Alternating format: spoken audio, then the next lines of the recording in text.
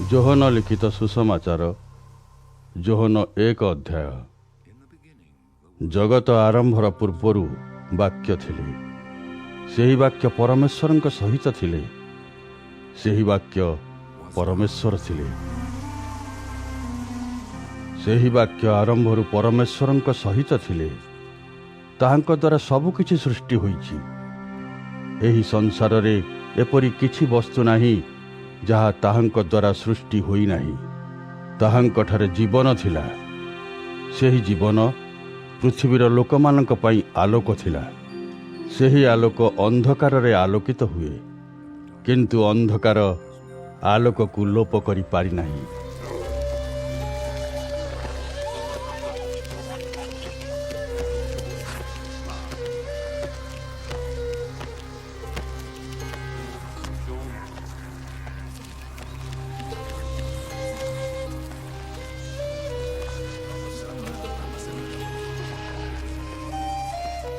ଯୋହନ ନାମକ ଜଣେ ବ୍ୟକ୍ତି ଥିଲେ, ତାହାଙ୍କୁ ପରମେଶ୍ୱର ପଠାଇଥିଲେ।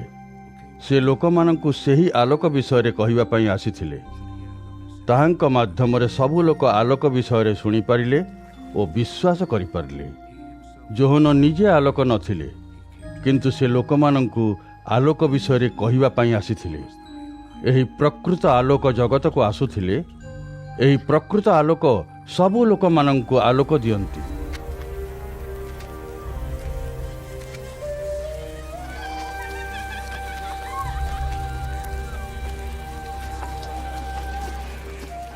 ସେହି ବାକ୍ୟ ଜଗତରେ ଥିଲେ। ତାହାଙ୍କ ଦ୍ୱାରା ଏ ପୃଥିବୀର ସୃଷ୍ଟି ହେଲା, କିନ୍ତୁ ଏହି ଜଗତର ଲୋକମାନେ ତାହାଙ୍କୁ ଚିହ୍ନି ପାରିଲେ ନାହିଁ।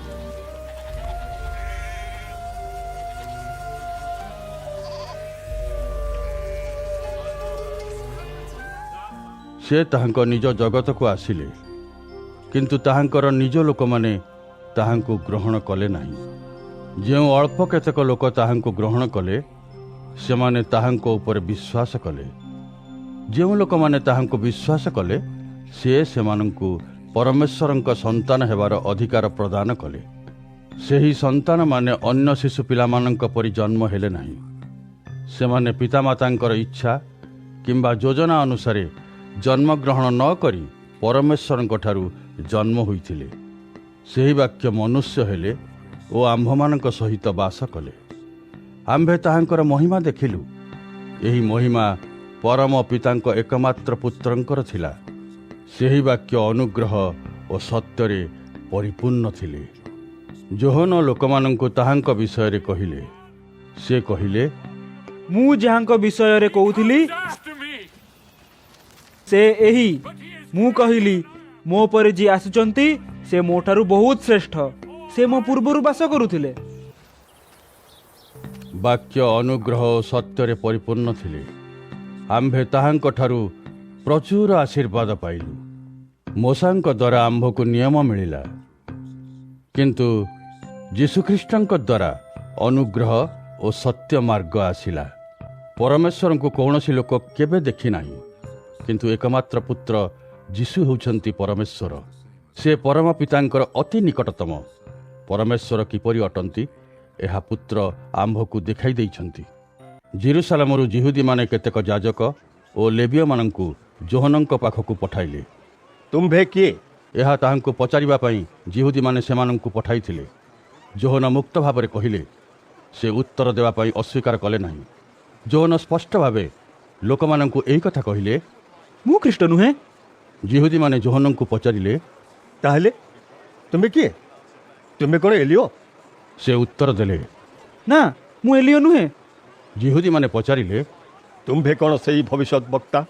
ଯୋହନ ଉତ୍ତର ଦେଲେ, ନା, ମୁଁ ସେହି ଭବିଷ୍ୟତ ବକ୍ତା ନୁହେଁ। ତାପରେ ଯିହୁଦୀମାନେ ପଚାରିଲେ, ତେବେ ତୁମ୍ଭେ କିଏ? ତୁମ୍ଭେ ତୁମ୍ଭ ନିଜ ବିଷୟରେ କୁହ। ଆମ୍ଭକୁ ପଠାଇଥିବା ଲୋକମାନଙ୍କୁ କହିବା ପାଇଁ ଆମ୍ଭକୁ ଗୋଟିଏ ଉତ୍ତର ଦିଅ। ତୁମ୍ଭେ ନିଜ ବିଷୟରେ କ'ଣ କହୁଛ? ଯୋହନ ସେମାନଙ୍କୁ ଭବିଷ୍ୟତ ବକ୍ତା ଯିଶାୟଙ୍କ ବାଣୀ କହିଲେ, ମୁଁ ମରୁଭୂମିରେ ଚିତ୍କାର କରୁଥିବା ଜଣେ ବ୍ୟକ୍ତିର ସ୍ୱର, ପ୍ରଭୁଙ୍କ ପାଇଁ ଗୋଟେ ସଳଖ ରାସ୍ତା ପ୍ରସ୍ତୁତ କର। ଫାରୁସୀମାନେ ଏହି ଯିହୁଦୀମାନଙ୍କୁ ପଠାଇଥିଲେ। ଏହି ଲୋକମାନେ ଯୋହନଙ୍କୁ କହିଲେ, ତୁମ୍ଭେ କହୁଛ ଯେ ତୁମେ ଖ୍ରୀଷ୍ଟ ନୁହଁ। ତୁମ୍ଭେ କହୁଛ ଯେ ତୁମେ ଏଲିଓ ନୁହଁ କିମ୍ବା ସେହି ଭବିଷ୍ୟତ ବକ୍ତା ନୁହଁ। ତେବେ ତୁମେ କାହିଁକି ଲୋକମାନଙ୍କୁ ବାପ୍ତିସ୍ମ ଦେଉଛ? ଯୋହନ ଉତ୍ତର ଦେଲେ, ମୁଁ ଲୋକମାନଙ୍କୁ ଜଳରେ ବାପ୍ତିସ୍ମ ଦେଉଛି, କିନ୍ତୁ ତୁମ୍ଭ ସହିତ ଏଠାରେ ଏପରି ଜଣେ ବ୍ୟକ୍ତି ଅଛନ୍ତି ଯାହାଙ୍କୁ ତୁମେ ଜାଣିନାହଁ।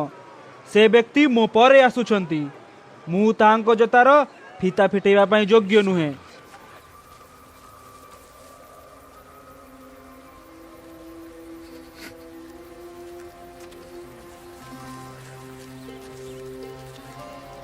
ଏହି ସବୁ ଘଟଣା ଜର୍ଦ୍ଦନ ନଦୀର ଆରପଟେ ଥିବା ବେଥାନି ଗ୍ରାମରେ ଘଟିଥିଲା। ଏହି ସ୍ଥାନରେ ଯୋହନ ଲୋକମାନଙ୍କୁ ବାପ୍ତିଜିତ କରୁଥିଲେ।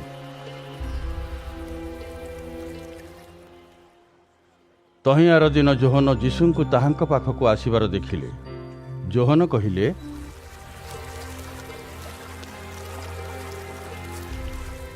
ଏହି ଦେଖ, ପରମେଶ୍ୱରଙ୍କର ମେଷ ଶାବକ, ସେ ପୃଥିବୀର ପାପ ବୋହି ନିଅନ୍ତି।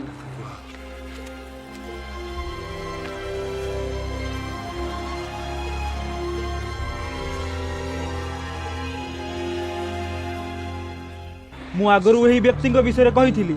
ମୁଁ କହିଥିଲି, ମୋ ପରେ ଜଣେ ବ୍ୟକ୍ତି ଆସୁଛନ୍ତି, ସେ ମୋ ଠାରୁ ଶ୍ରେଷ୍ଠ। ସେ ମୋ ପୂର୍ବରୁ ବାସ କରୁଥିଲେ, ସେ ସର୍ବଦା ରହିଛନ୍ତି। ମୁଁ ନିଜେ ମଧ୍ୟ ତାହାଙ୍କୁ ଜାଣିନଥିଲି, କିନ୍ତୁ ଇସ୍ରାଏଲ ଯେପରି ଜାଣିପାରିବ ଯେ ଯୀଶୁ ହିଁ ଖ୍ରୀଷ୍ଟ ଅଟନ୍ତି, ଏଥିନିମନ୍ତେ ମୁଁ ଲୋକମାନଙ୍କୁ ଜଳରେ ବାପ୍ତିଜିତ କରିବା ପାଇଁ ଆସିଅଛି। ତାପରେ ଯୋହନ କହିଲେ, ଖ୍ରୀଷ୍ଟ କିଏ ବୋଲି ମୁଁ ମଧ୍ୟ ଜାଣିନଥିଲି, କିନ୍ତୁ ପରମେଶ୍ୱର ମୋତେ ଲୋକମାନଙ୍କୁ ଜଳରେ ବାପ୍ତିସ୍ମ ଦେବା ପାଇଁ ପଠାଇଥିଲେ। ଏବଂ ପରମେଶ୍ୱର ମୋତେ କହିଥିଲେ, ତୁମ୍ଭେ ପବିତ୍ର ଆତ୍ମାକୁ ଅବତରଣ କରିବା ଓ ଜଣେ ବ୍ୟକ୍ତିଙ୍କ ଉପରେ ସ୍ଥିର ହୋଇ ରହିବା ଦେଖିବ, ସେହି ବ୍ୟକ୍ତି ଯିଏକି ପବିତ୍ର ଆତ୍ମାରେ ବାପ୍ତିସ୍ମ ଦିଅନ୍ତି। ଯୋହନ କହିଲେ, ଏସବୁ ଘଟିବାର ମୁଁ ଦେଖିଛି। ସ୍ୱର୍ଗରୁ ଆତ୍ମା ଅବତରଣ କରିବାର ମୁଁ ଦେଖିଲି। ସେହି ଆତ୍ମା ଗୋଟିଏ କପୋତ ପରି ଦେଖାଯାଉଥିଲେ ଓ ଯୀଶୁଙ୍କ ଉପରେ ବସି ରହିଥିବାର ମୁଁ ଦେଖିଲି। ତେଣୁ ମୁଁ ଲୋକମାନଙ୍କୁ ଏହା କହେ, ସେ ପରମେଶ୍ୱରଙ୍କର ପୁତ୍ର।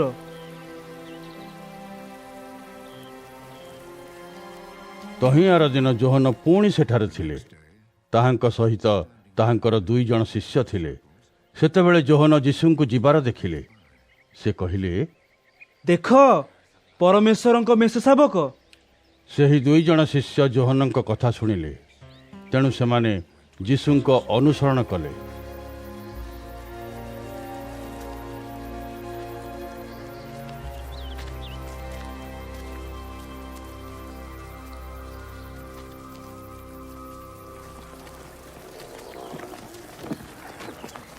ଯୀଶୁ ବୁଲି ପଡ଼ି ଦେଖିଲେ ଯେ ସେହି 2 ଜଣ ବ୍ୟକ୍ତି ତାହାଙ୍କ ଅନୁସରଣ କରୁଛନ୍ତି। ସେ ପଚାରିଲେ, ତୁମ୍ଭେମାନେ କ'ଣ ଚାହଁ? ସେମାନେ ଉତ୍ତର ଦେଲେ, ରବ୍ବି, ଆପଣ କେଉଁଠାରେ ରହୁଛନ୍ତି? ଯୀଶୁ ସେମାନଙ୍କୁ କହିଲେ, ମୋ ସହିତ ଆସ, ତୁମ୍ଭେମାନେ ଦେଖିବ। ତେଣୁ ସେହି 2 ଜଣ ଯୀଶୁଙ୍କ ସହିତ ଗଲେ। ସେମାନେ ତାହାଙ୍କର ରହିବା ସ୍ଥାନ ଦେଖିଲେ। ସେଦିନ ସେମାନେ ଯୀଶୁଙ୍କ ସହିତ ରହିଲେ। ସେତେବେଳେ ସମୟ ପ୍ରାୟ 4 ଘଣ୍ଟା ହୋଇଥିଲା। ଏହି 2 ଜଣ ଲୋକ ଯୋହନଙ୍କ ଠାରୁ ଯୀଶୁଙ୍କ ବିଷୟରେ ଶୁଣି ତାହାଙ୍କର ଅନୁସରଣ କରିଥିଲେ। ସେ 2 ଜଣଙ୍କ ମଧ୍ୟରୁ ଜଣେ ଥିଲେ ଆନ୍ଦ୍ରିୟ। ଆନ୍ଦ୍ରିୟ ସିମୋନ ପିତରଙ୍କର ଭାଇ ଥିଲେ। ଆନ୍ଦ୍ରିୟ ପ୍ରଥମେ ତାହାଙ୍କ ଭାଇ ସିମୋନଙ୍କ ପାଖକୁ ଗଲେ। ସେ ସିମୋନଙ୍କୁ କହିଲେ, ଆମ୍ଭେ ମସିହଙ୍କୁ ଭେଟିଛୁ।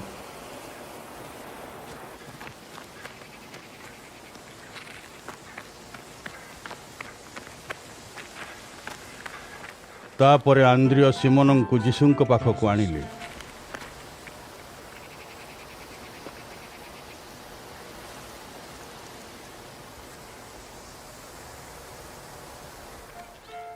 ଯୀଶୁ ତାହାଙ୍କୁ ଚାହିଁ କହିଲେ,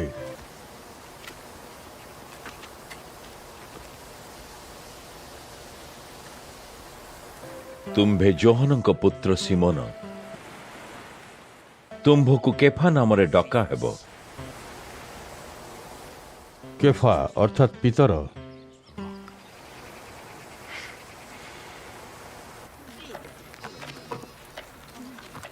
ତା ପରଦିନ ଯୀଶୁ ଗାଲିଲକୁ ଯିବା ପାଇଁ ସ୍ଥିର କଲେ।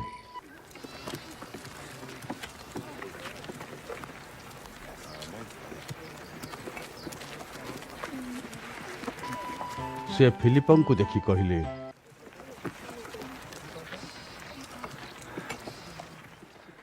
ମୋର ଅନୁସରଣ କର।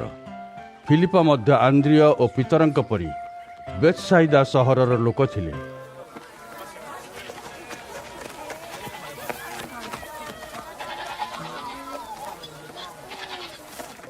ଫିଲିପ ନିଥନିଏଲଙ୍କର ଦେଖା ପାଇ କହିଲେ, ମୋଶା ବ୍ୟବସ୍ଥାରେ ଯାହା ଲେଖିଥିଲେ ତାହା ମନେ ପକାଅ। ମୋଶା ଜଣେ ବ୍ୟକ୍ତିଙ୍କ ଆଗମନ ବିଷୟରେ ଲେଖିଥିଲେ। ଭବିଷ୍ୟତ ବକ୍ତାମାନେ ମଧ୍ୟ ତାହାଙ୍କ ବିଷୟରେ ଲେଖିଥିଲେ। ଆମ୍ଭେ ତାହାଙ୍କୁ ଭେଟିଛୁ। ତାହାଙ୍କ ନାମ ଯୀଶୁ। ସେ ଯୋସେଫଙ୍କ ପୁତ୍ର। ସେ ନାଜରିତରୁ ଆସିଛନ୍ତି। ନିଥନିଏଲ ଫିଲିପଙ୍କୁ କହିଲେ,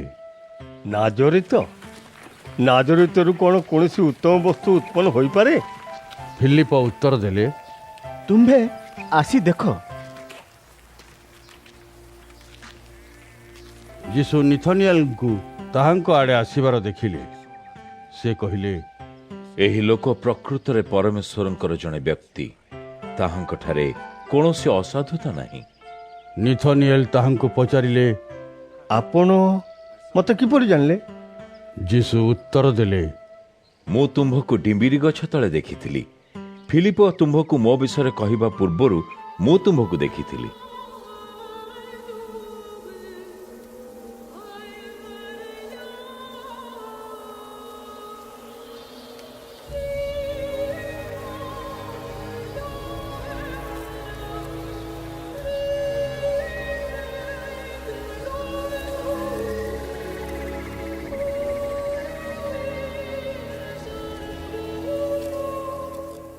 ତାପରେ ନିଥନିଏଲ ଯୀଶୁଙ୍କୁ କହିଲେ, ହେ ଗୁରୁ, ଆପଣ ପରମେଶ୍ୱରଙ୍କ ପୁତ୍ର, ଆପଣ ଇସ୍ରାଏଲର ରାଜା।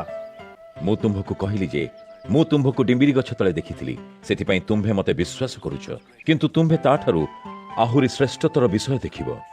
ଯୀଶୁ ପୁଣି କହିଲେ, ମୁଁ ତୁମ୍ଭକୁ ସତ୍ୟ କହୁଛି, ତୁମ୍ଭେମାନେ ସ୍ୱର୍ଗ ଖୋଲିଯିବାର ଦେଖିବ। ତୁମ୍ଭେମାନେ ପରମେଶ୍ୱରଙ୍କ ଦୂତମାନଙ୍କୁ ମନୁଷ୍ୟ ପୁତ୍ରଙ୍କ ନିକଟକୁ ଆରୋହଣ ଓ ଅବତରଣ କରୁଥିବାର ଦେଖିବ।